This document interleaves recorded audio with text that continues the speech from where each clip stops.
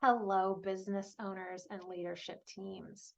Are you curious as to why your profits aren't looking like you expect them to when your employees are slammed with billable work?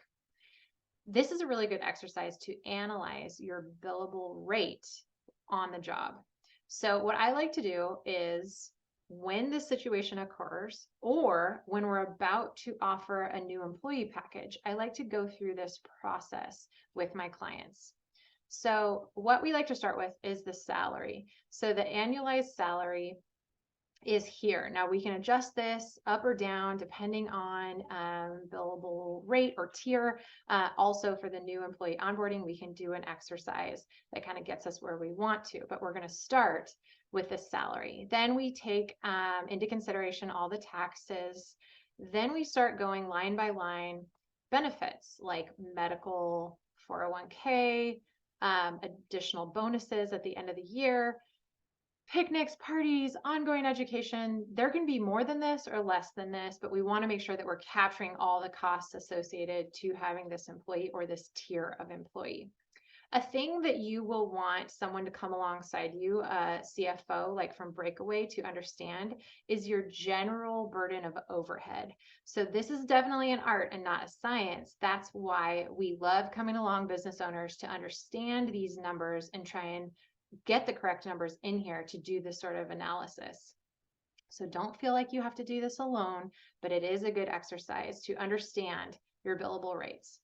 Okay, so once we've captured all the costs of having an employee, that's going to give us a total annual burden cost. So that's their salary plus all the burdens. A good percentage to look at is this labor burden as a percentage of wages.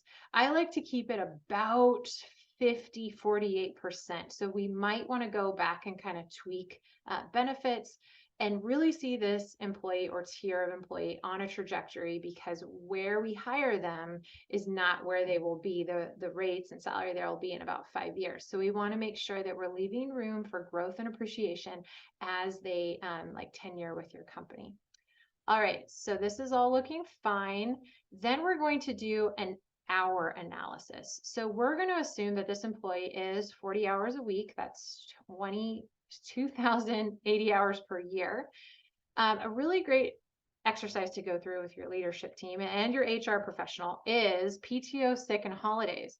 So right here we have a sliding scale, 160 hours for 0 to 2 years, etc., so on. You can have whatever yours looks like, make sure that you're capturing it, and then the right amount in here. Another thing to look at is what are your holidays? So in here, we're going to take these PTO and sick numbers and then these holiday hours. Okay, so we're subtracting out 240 PTO and sick hours and 80 hours, or yes, 80 hours for holidays.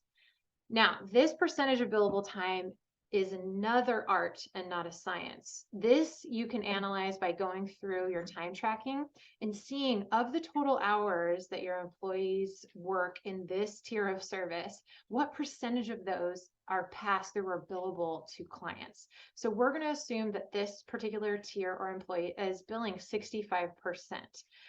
So if they're billing 65%, that leaves this many hours of the year that you can bill to clients.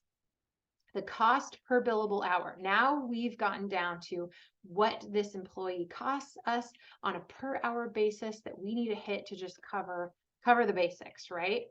We include our desired margin and bam, we have our billable rate.